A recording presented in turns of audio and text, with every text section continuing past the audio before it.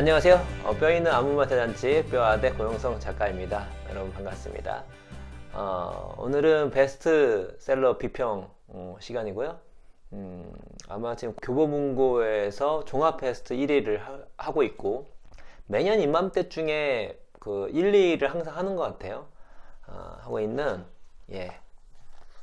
트렌드 코리아 2019를 비평해 드릴 텐데, 오늘은 일단은 뭐 트렌드 관련된 거니까 간단한 비평에만 끝나지 않고 이 책에서 얘기하고 있는 트렌드에 대해서 좀 간략하게 소개해 드리고, 제 의견이 있으면 몇 가지 덧붙여 보도록 하겠습니다. 일단은 이 책은 그 김남도 교수 혼자 쓴 게 아닙니다. 전 이분 책을 별로 좋아하진 않는데요. 그러나 트렌드 코리아 책은 항상 챙겨보고 있습니다. 왜냐면 일단은 이 책은 저자가 둘레였어요. 9명이죠? 저자가 9명입니다. 김남도, 전미영, 이양은, 최지혜, 이준영, 김서영, 이수진, 서유연, 권정윤, 이분들이고, 김남도 교수님과 서울대학교 생활과학연구소 소비 트렌드 분석센터 여기서 이제 같이 집필하고 있는 건데요. 이 책은 뭐 이렇게 크게 훌륭하다고 말할 수 없지만 책의 기능이 여러 가지가 있습니다. 그러니까 뭐 엄청난 아이디어를, 남들이 얘기하지 않은 아이디어를 제공하는 것도 좋은 책의 기준이기도 하지만, 산발적으로 퍼져 있는 어떤 이야기들을 보기 좋게 편집을 해 놓는 책도 매우 좋은 책입니다. 왜냐면 독자들로 하여금 여러 가지 시간도 많이 아껴주고, 또 그러한 이야기들을 연결했을 때 그냥 연결한 것이 아니라 잘 이렇게 재밌고 또 의미 있게 버무려 줄 수가 있는 것이거든요.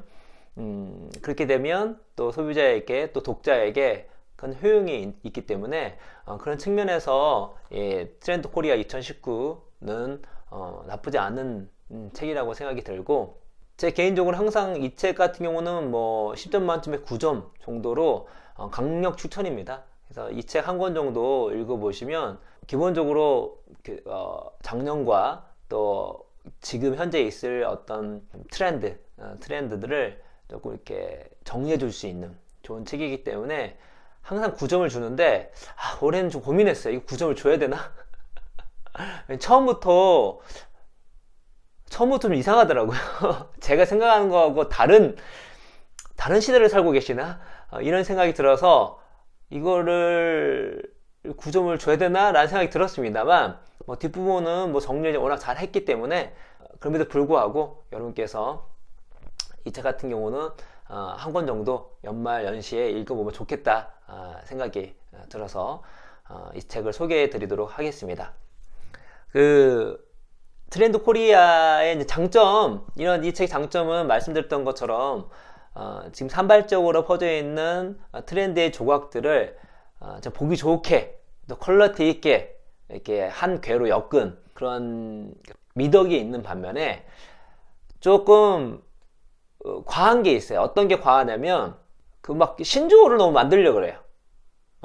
그러니까 신조어가 꼭 필요할 수도 있죠. 우리가 새로운 상황에 대해서 걸맞는 신조어가 있으면 좋은 게 뭐냐면, 그 신조어 하나를 딱 알고 있으면 의미 파악이 쉽거든요. 구구절절 설명할 필요 없이 딱 이 용어만 얘기하면 알 수가 있는 거죠. 뭐 프로슈머 같은 거, 그러면은 그렇구나. 이제 소비자도 같이 생산과 소비의 경계가 사라지고 있구나.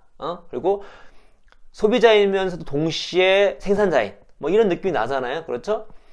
그런데 기존에 있는 어떤 신조어와 크게 다르지 않은데 자꾸 용어를 만들어내요.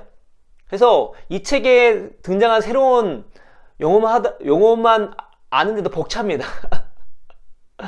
그래서 그게 좀 과하지 않나. 그래서 다음엔 좀 그런 너무 신조어를 만들지 말고 기존의 것을 잘 활용하는 것이 좋지 않겠나라는 생각이 들고, 그래서 여러분도 여기 읽어보시면 막 신조어가 있는데 그걸 다 외울 필요 없습니다. 오히려 큰 변화가 없어서 기존의 언어가 좋은 게 더 많아요. 그러니까 신조어에 너무 이렇게 민감해하지 마시고 이 책을 읽었으면 좋겠습니다. 오늘 이 책은 간단하지만 총정리를 하기 때문에 오늘 강의 좀 길어질 거예요. 길어질 것이니까 그거 각오하시고 하시고 오늘 방송을 보시면 될 것 같습니다. 트렌드 코리아는 이제 매년 트렌드를 종합할 때 용어를 만들죠. 용어를 어떻게 만든다면 이렇게 만듭니다. 올해는 피기 드림, 2019년도가 돼지의 해기 때문에 황금돼지 해라고 하더라고요. 그래서 이제 돼지의 꿈, 이런 용어로 피기 드림인데, 그러면은 이제 여기에 다 나오죠. 이 피기 드림이 바로 이들이 이 트렌드가 말하는 10가지의 트렌드의 앞글자를 딴 겁니다. 그래서 앞글자 PIGGY DREAM 으로 이제 트렌드를 이제 설명을 하는 것입니다. 그러면은 첫 번째 트렌드부터, 제가 생각하는 문제의 트렌드입니다. 이 트렌드 코리아에서 트렌드 코리아 2019가 말하는 첫 번째 트렌드부터 들어가 보도록 하겠습니다. 자, 첫 번째 트렌드는요, play the concept, 컨셉을 연출하라입니다. 근데 제가 이제 앞부분에 간략하게 요약이 되어 있거든요. 요약된 걸 한번 읽어 드려 보도록 하겠습니다. 잘 따라오세요. play the concept, 컨셉을 연출하라. 그냥 좋아서는 안 된다. 컨셉이 있어야 한다. 가성비나 품질보다 컨셉이 화두가 된 시대다. 소비자들은 자신만의 개성이 있는 컨셉을 연출하는 컨셉러를 자처하며 직관적인 미학, 순간적인 느낌, 가볍고 헐거운 컨셉에 빠르게 반응한다. 구구절절 설명하는 기승전결의 이야기 구조보다 한눈에 알아볼 수 있는 콘텐츠에 열광하는 소비자들의 기호에 맞춰 많은 기업들 역시 호응을 이끌어낼 수 있는 컨셉 개발에 열심이다. 컨셉에 죽고 사는 소비자들은 셀카 한 장도 특별한 상황을 만들어 찍기 위해 자신이 가장 돋보일 수 있는 컨셉이 분명한 전시회나 특별한 이벤트를 찾고 있다. 무엇보다 디지털 세대가 바로 반응하는 것은 짧고 재미있는 컨셉이다.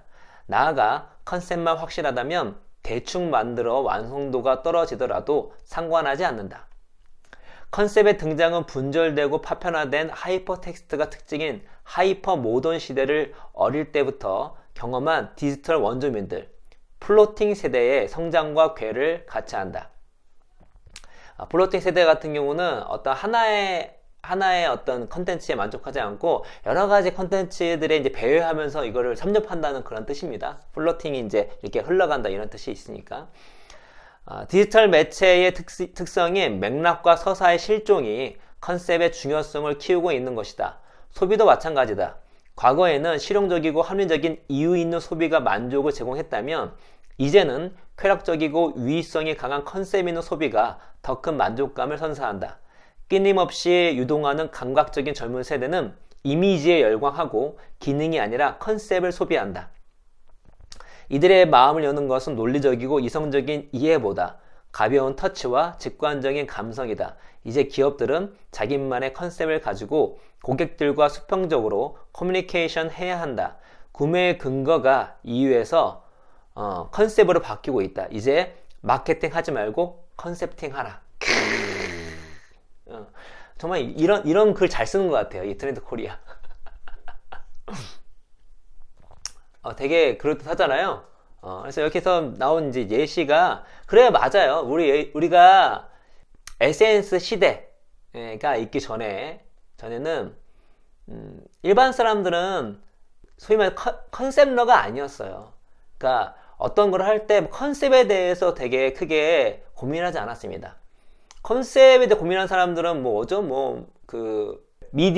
미디어에서 뭔가를 이렇게 표현하고 뭔가를 발간하고 하는 사람들, 출간이나 당연히 영화나 엔터테인먼트 요소들, 그리고 방송 같은 것들, 신문도 마찬가지고 나름대로 이제 컨셉을 추구하고 있었죠. 일반인들 같은 경우는 컨셉에 대해서 그렇게 고민을 안 했는데, 근데 SNS, 소위 이제 셀카 같은 게 나오면서 어떤 일이 벌어졌죠? 컨셉 잤잖아요. 사진 찍을 때 그냥 대충 찍는 게 아니라 뭔가 설정을 하잖아. 그래서 우리가 이제 시대가 바뀌면서 이제 많은 사람이 컨셉러가 되고, 그러면서 이제 컨셉에 대해 중요성이 부각이 되고 그래서 이제 얼핏 보면은 많은 사람들이 이제 컨셉에 이제 목 매는 것처럼 얘기하는데, 맞아요. 우리가 컨셉을 중요시 여기는 시대가 왔긴 했는데, 그렇다고 이 컨셉을 중요시 여기는 것이 2019년 트렌드인가?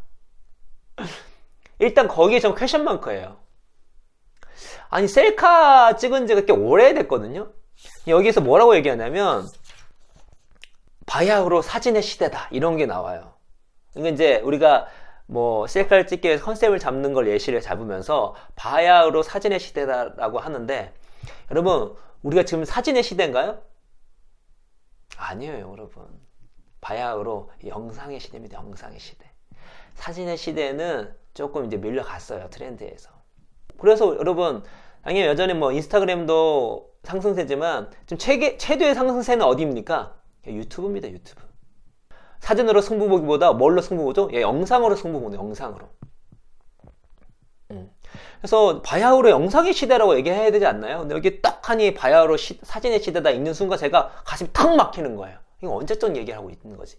그러니까 컨셉은 중요해요. 그러나 컨셉은 예전부터 중요했어요. 특별한 것도 아니에요. 근데 여기서 컨셉을 너무 중요시 여긴 나머지 어떤 일이 벌어졌냐면 무리수를 둬요. 사람들이 컨셉을 너무 소비한 나머지 어떻게 해요? 예, 맥락과 서사가 사라지고 있대요. 그러니까 여러분, 보통 사진이나 그런 어떤 감각적이고 자극적인 것들은 뭐죠? 예, 맞아요. 어떤 서사, 이야기가 사라져요. 이야기가 사라지고, 예, 눈에 보는 그 느낌적인 느낌 있잖아요? 느낌을 되게 중요시 하는 거죠. 어떤 이야기 구조보다. 여러분, 그런가요? 아, 전혀 그렇지 않아요. 시대가 바뀌었어요, 여러분. 여러분, 바야흐로 영상의 시대라니까요? 영상의 시대라는 뭐죠? 야, 여러분, 맥락과 서사의 완벽한 부활이에요. 이야기의 부활이에요. 여러분, 영상이라는 자체가 어떤 이야기 구조가 있어야 돼요. 인기 있는 것도 뭔가 리마커블한 스토리가 있는 거예요. 그런 스토리가 몇백만 조회수가 나오는 겁니다. 어떤 이야기가 있어요. 어떤 맥락이 있는 겁니다. 얼핏 보면 이게 뭐야 하는 것도 그 맥락 속에서 이해가 되는 게 많이 있습니다. 그렇죠? 여러분, 제가 이름을 까먹었는데, 마미손인가요? 래퍼? 쇼비드머니 떨어져가지고 그 가사 하는데, 여러분, 랩 가사가 쇼비드머니 이후에 그 스토리와 맥락을 알면 그게 뜰 수 있었을까요? 아니에요. 그 맥락을 모르면 생각보다 재미가 없어요. 근데 그 래퍼, 쇼비더머니의 그 맥락을 떨어져서 이후에 맥락을 보니까 다 계획대로 이런 게 웃긴 거예요. 그리고 그 사람이 되게 유명한 사람이 다 알고 있고. 맥락과 서사가 영상 시대에는 최고입니다. 근데 여기서 뭐라고 얘기냐면 컨셉을 너무 강조한 나머지 맥락과 서사가 사라지고 있대요. 이거 아닙니다, 여러분. 그래서 저는 컨셉이 중요하지 않다는 게 아니에요. 컨셉은 이미 중요했어요. 여전히 중요하고. 언제 안 중요했는지 모르겠어요. 예. SNS 시대가 태동되고 나서부터 우리가 모두 다 컨셉러가 되고 있고, 일반론 비즈니스 할 때는 컨셉을 중요시 여기죠. 그러나 지금은 비하로 사진의 시대가 아니라 비하로 영상의 시대이기 때문에 스토리가 여전히 중요합니다. 맥락은 더 중요하고요. 맥락은 아주 중요합니다. 맥락이. 얼마 전에 피자헛 광고 보셨나요? 피자헛에서 원래 특정인이 거기에 이제 광고로 나와서 새로운 피자에 대한 광고를 해야 되는데 어떻게 됐죠? 나온 메인 모델이 아버지가 사기 전력이 있어서 뭔가 문제가 됐잖아요. 그렇죠? 요즘에 계속 회자가 되고 있죠? 근데 그러면 어떻게 해요? 그 영상 광고 다 찍어놨는데 광고를 안 내보내나요? 광고를 내보냈어요. 어떻게 내보낼게요? 어떻게 내보냈어요? 나오는 사람을 그림으로 처리했어요. 너무 웃긴 거예요. 근데 여러분, 연예인의 맥락을 모르면 그 영상이 재밌을까요? 황당한 거지. 왜냐면 되게 영상만 보잖아요. 그러면 약간 흐름이 뚝뚝 끊겨요, 여러분.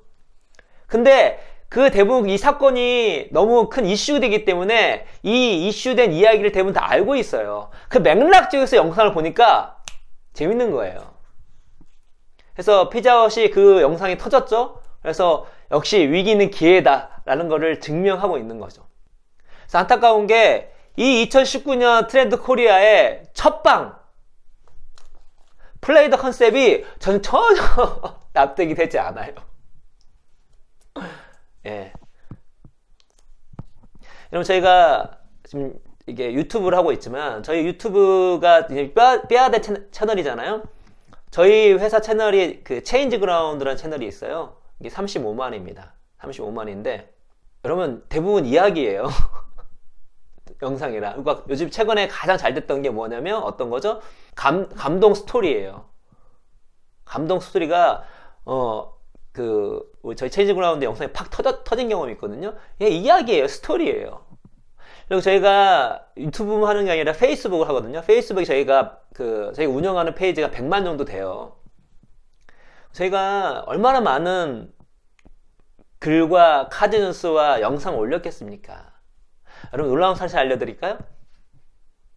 많은 사람들이 여기 나와요. 사람들이 이제 컨셉의 중요시 여기는데 그 이유 뭐냐면 우리가 감각적이고 즉각적이고 뭔가 서사나 긴 걸 안 좋아하는 식으로 얘기하는데 그렇지가 않아요, 여러분. 마케팅의 중요한 건 리마커블입니다. 그러니까 내용이 리마커블한 것은 또 어떤 거냐면 현재 눈에 띄는 혹은 이야기할 만한 가치가 있는. 그러니까 이게 리마커블 하잖아요. 이게 길든 짧든 상관이 없어요.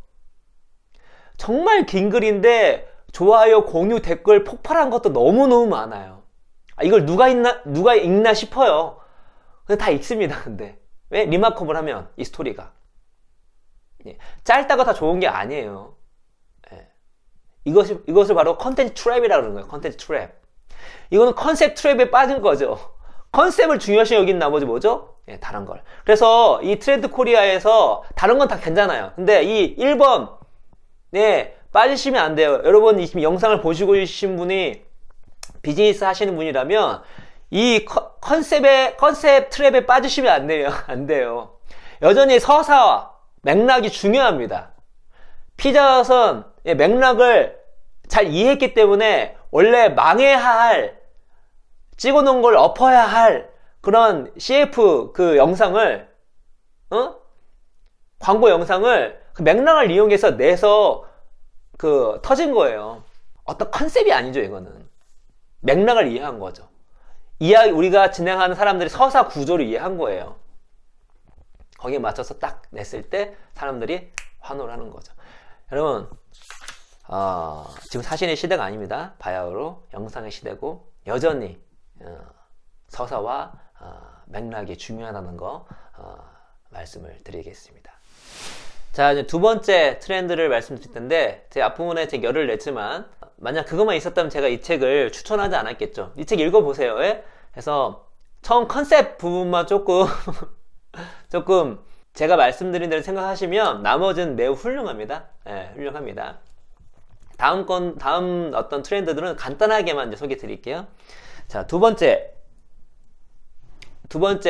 트렌드는 invite to the sell market, 세포 마켓. 이름도 잘죠. 세포 마켓.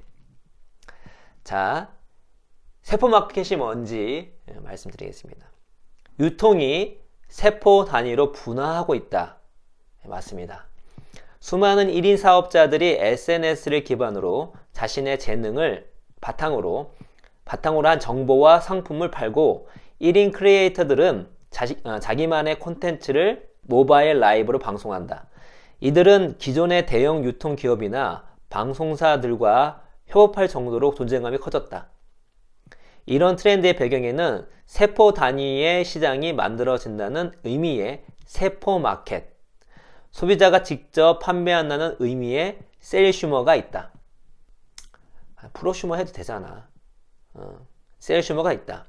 이들은 전문성을 바탕으로 자기 만족을 추구하면서 유급 생산을 하며 자신의 SNS에서 영상 기반 플랫폼에서 혹은 전통적인 유통에서도 새 판을 만든다. 세포 마켓의 발달은 여러 가지 요인의 복합적인 산물이다. 우선 플랫폼이나 결제 기술이 발달하면서 개인의 유통시장 진입이 극도로 쉬워진 점을 들 수 있다. 취업은 어렵고 자영업은 고전하는 상황에서 여러 직업을 수행하는 N잡러가 소비자를 직접 손쉽게 만날 수 있는 다양한 SNS 채널을 통해 사업을 시작하게 된 것이다. 세계적으로 저성장기를 맞아 창업을 장려하고 안전하고 가성비 높은 투자를 모색하는 사회적 분위기도 커졌다. 개인의 취향과 다양성을 인정하는 소비자 커뮤니티가 늘어나면서 이 새로운 유통 질서가 탄력을 받고 있다. 세포마켓은 경제의 새로운 활력소인 것만큼 분명하지만 소비자 기만으로 인한 피해나 유해 콘텐츠와 같은 문제를 야기하기도 한다. 따라서 세포마켓의 발전을 위해서는 소비자 신뢰 확보가 무엇보다 절실하다. 시장의 새로운 활력을 불러일으킬 세포마켓의 도약을 위해 다양한 모색이 필요한 시점이다. 좋은 인사이트입니다. 지금 세포마켓 이거는 좀 이름 잘 지은 것 같아요. 예전에는 이런 상황이 벌어지지 못했는데 이제는 한 개인이 자신만의 채널을 갖고 판매를 하고 유통을 하고 있습니다. 그런 시대가 지금 와버렸어요. 근데 그것이 이제 어느 누구나 할 수 있는 상황까지 돼버린 거죠. 저희만 하더라도 저가 신박사님과 완공 강의 찍을 때 신박사님이 PPL 드립 많이 치잖아요. 생각해보세요. 누가 옛날 때 어떻게 해서 그냥 개인이 PPL을 받는다는 얘기를 할 수 있었겠습니까? 시대가 바뀌었죠. 그래서 이제 소셜 인플루엔서라고 하죠. 그 뭐 SNS나 또 유튜브 혹은 이제 뭐 요즘 좀 약하지만 예전에 파워블로거 등등 어떤 영향력이 있는 개인들이 하나의 어떤 마켓으로서 이제 활동을 하는 시대가 왔고 스타일난다 김소희 대표 이야기 아시죠? 원래는 자기가 동대문에서 자기가 입고 싶은 옷 옥션에 올렸다가 잘 팔리니까 회사 차려가지고 결국에는 어떻게 됐다? 로리알에 5천억에 회사 팔았잖아요. 우리나라 1세대 이제 온라인 쇼핑몰 1세대 성공 신화라고 할 수 있는데 지금 뭐 좀 많은 사람들이 그 정도 급은 아니다 할지라도 성공 신화를 쓰고 있습니다. 근데 이제 이런 세포마켓에 대해서 두 가지로 생각해 볼 수가 있을 것 같아요. 제가 이제 광고 관련된 보고서를 보다가 제가 알게 된 건데 뭐 개인이 막 PPL 해가지고 돈을 버는 게 돈을 많이 버는 것 같지만 실제로 광고 효과는 저평가되고 있는 상황입니다. 어디보다? 일반적으로 이 TV보다. 왜냐면 이제 점점 바뀌고 있긴 한데 대형 그 기업의 의사결정을 하시는 분들은 아직 이런 소셜 인플루언서, 1인 크리에이터, 이런 세포 마켓에 대한 파괴력에 대해서, 영향력에 대해서 아직 체감을 못하고 있는 거예요. 나이 좀 있으시니까. 그래서 그 의사결정을 할 때 여전히 뭐 방송 쪽에 더 많이 쏟고 있는 건데요. 그 뭐 저는 잘 모르지만 그 광고 관련 전문가가 이렇게 뭐 광고 단가 계산해 보니까 TV는 약간 고평가가 돼 있고 그리고 이런 그 유튜브나 SNS나 같은 이런 세포 마켓이라 할 수 있겠죠. 이거는 저평가가 되고 있다. 그래서 당연히 이제 시간이 지나면 또 기업들은 바보가 아니거든요. 더 효율적인 것을 찾아가게 돼 있어요. 그 얘기는 뭐다? 앞으로 이런 유튜브에 혹은 SNS, 뭐 인스타그램, 뭐 페이스북이나 이런 데에 이런 세포 마켓 또 소셜 인플루엔서, 1인 크리에이터, 잘 나가는 1인 크리에이터들의 어떤 단가 또 몸값은 훨씬 커질 수가 있고 또 더 크게 팬층이 몰려들게 되면은 단순히 광고뿐만 아니라 본인이 물건을 만들어서 파는 그런 것들이 더 많아질 확률이 높다. 지금 여러 가지 시도를 하고 있는데 성공한 사람도 있고 실패하는 사람도 많이 있습니다만 그러한 일들은 더 많아질 것이다. 왜냐면 성공 사례가 나오기 때문에. 그리고 뭐 실제로 이제 백화점이나 이런 데에서도요. 뭐 이제 이런 소셜 인플루엔서를 그냥 무시 못 해가지고 그런 소셜 인플루엔서 중에 그 화장품 하시는 분 있잖아요. 그분들 이제 부스를 따로 만들어주는 상황까지 벌어지고 있습니다. 그래서 앞으로 이분들의 몸값은 더 커질 상황이 크다는 거 말씀드리고 대신 이렇게 홀로 무슨 광고를 하거나 물건을 팔려고 하셨을 때 뭐가 중요하냐?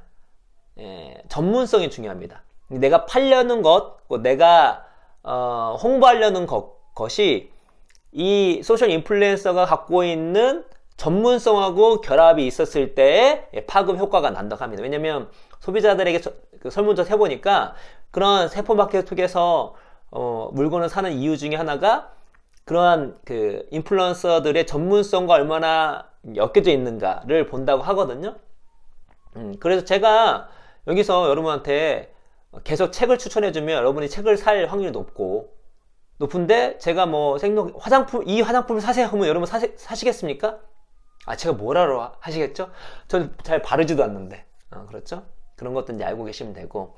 또, 이런 분들이 이제 SNS나 유튜브를 통해서 많이 하잖아요? 요즘에 성행이 되고 있는데, 그런 것도 이제 복잡계입니다. 복잡계는 winner takes all.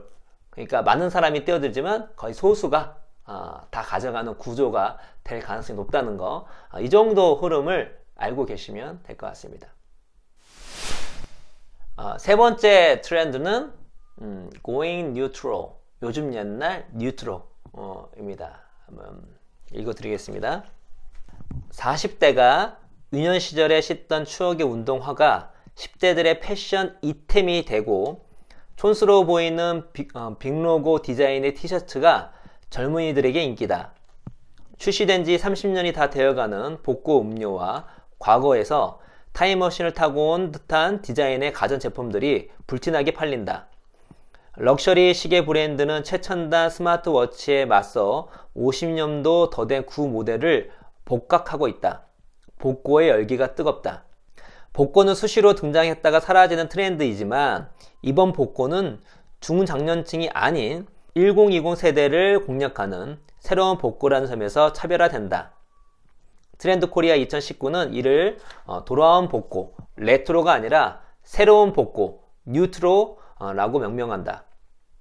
레트로가 중장년층을 대상으로 지난날의 향수에 호소하는 것이라면 뉴트로는 과거를 모르는 1020 세대들에게 옛것에서 찾은 신선함으로 승부한다.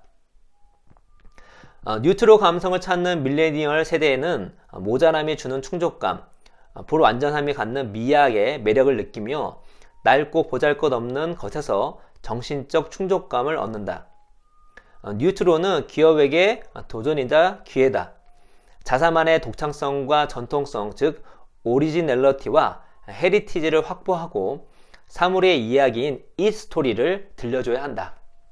그러기 위해서는 상품과 브랜드의 성공과 실패에 대한 축적, 아카이빙이 지금이라도 필요하다. 뉴트로는 과거라는 이름에 가보지 않은 곳에 대한 설렘이다. 그래서 과거의 무조건적인 재현이 아니라 현재의 미학적 감성에 대한 해석이 필요하다. 뉴트로는 단지 과거를 파는 것이 아니라 과거를 빌려 현재를 파는 것이기 때문입니다. 재밌죠? 그래서 이거예요. 뭐 레트로 이제 레트로와 뉴트로를 이제 비교하는 그런 표를 보면 레트로의 의미는 과거의 재현이고요. 뉴트로의 의미는 익숙하지 않는 옛것입니다. 그리고 레트로는 어떤 향수, 친밀감이 중요하다면 뉴트로는 새로운 콘텐츠, 아날로그 감성. 그러니까 디지털과 아날로그의 어떤 교묘한 혼합 이런 것이 될 수가 있겠죠. 그리고 이게 중요합니다. 레트로 같은 경우는 기존에는 40대에서 50대 이상의 중장년층을 타겟으로 잡았는데 뉴트로는 10대에서 20대 다 이런 얘기합니다. 뭐 그래서 편의점에서 저도 흥미로웠는데 2018년 상반기 편의점 CU 있잖아요. 과즙 음료 누적 판매량 1, 2위가 갈아만든 배랑 포도 봉봉이래요. 이 갈아만든 배 언제쯤 갈아만든 배입니까? 1등이라고 합니다. 그리고 진짜 많은 기업들이 실제로 이렇게 뉴트로, 그러니까 그야말로 향수를 불러일으키는 것이 아니라 그러니까 지금 워낙 시대가 빠르다 보니까 어떤 물건도 이렇게 사라진 속도 빨라지잖아요. 새로운 것이 너무 빨리 오다 보니까 그러니까 이제 옛 것에 대한 감각이 아예 없으니까 옛 것이 되게 새로워 보이는 거예요. 그리고 옛 것은 뭐가 있냐면 스토리가 있어요. 그러니까 새로운 것은 스토리를 잡기 힘든데 여기는 잇 스토리를 하는데 옛 것은 뭔가 스토리가 있어요. 뭐 왕년에 뭘 했다던가 우리 엄마 아빠 세대를 아주 초토화시켰다던가 아니 이것이 어떤 국제 분쟁을 일으켰다던가 아니면 되게 유명한 사람이 이것 때문에 큰 낭패를 봤다던가 등등 옛것에 스토리가 있기 때문에 더 재밌게 소비를 하고 있다는 생각이 듭니다. 그래서 저는 40대이기 때문에 이런 뉴트로에 대한 감각이 얼마나 있는지 모르겠지만 지금 여기 이제 나온 여러 가지 상황을 보니까 되게 인사이트가 있는 그런 내용인 것 같고요. 생각해보니까 책 시장에서 뭐가 있었냐면 특히 알라딘에서 많이 팔렸거든요. 알라딘에서 윤동주 시인의 하늘과 바람과 별과 시, 김소월의 진달래꽃 이런 것이 글꼴도 옛날 거고 거의 새로 쓰기로 돼 있었나 봐요. 저 사지 않았는데. 그러니까 제가 딱 표지만 보더라도 되게 옛날스러웠어요. 근데 아마존에서 그게 계속 1등 했거든요. 여러분 아마존이 아니라 알라딘에서. 근데 여러분 예스24 교보 알라딘 인터파크 중에 보통 젊은이들이 많이 가는 곳이 바로 알라딘입니다. 그러니까 뉴트로가 성공하고 있는 거죠. 왜냐면 매우 색다르고 뭔가 신선한 거죠. 그리고 워낙 이 디지털 세대에 살고 있기 때문에 어때요? 아날로그 감성에 대한 어떤 새로움이 있는 거죠. 그러니까 우리들한테는 아날로그는 조금 향수라고 한다면 이제 디지털 세대한테는 어떻죠? 아날로그가 완전 새로운 거예요. 신선한 겁니다. 그래서 아날로그의 역습인가? 이 제목이 정확한지 모르겠네요. 그 책도 한번 읽어보시면 이게 디지털이 성행한다고 해서 디지털이 다 정복하지 못해요. 어떤 제품마다 선이 있습니다. 그러니까 더 이상 아날로그를 다 잡아먹지 못한 선이 있어요. 그 선을 넘어가면 어떻게 된다? 아날로그가 역습을 시작합니다. 대표적인 게 LP판 같은 거죠. 예. 그래서 지금 LP판이 거의 망했다가 다시 부활해서 우리나라는 좀 약해요. 근데 해외에서는 이미 거의 무덤으로 들어갔어야 되는데 박차가 나왔습니다. 나와서 실상 이제 뉴트로로서 역할을 많이 하고 있죠. 그런 것들은 말씀드렸다시피 어른들이 사는 게 아니라 제 10대, 20대가 사는 시대가 돼버린 것이죠. 그래서 어떤 기업 입장에서도 옛 것을 향수를 불러일으키기 위해서 활용하는 것이 아니라 지금 젊은 세대에게 새로운 참신함으로 어떤 새로운 혁신으로 이렇게 뉴트로를 활용하면 좋겠다라는 생각이 듭니다. 물론 저희 회사가 그런 것들을 활용할 기회가 있을지 모르겠습니다. 저희 회사는 어떤 물건을 만드는 건 아니니까. 그런데 모르죠. 또 저희가 일하다 보면 이런 것이 필요할 수도 있는 것인가. 뉴트로 꼭 챙기시면 좋을 것 같습니다.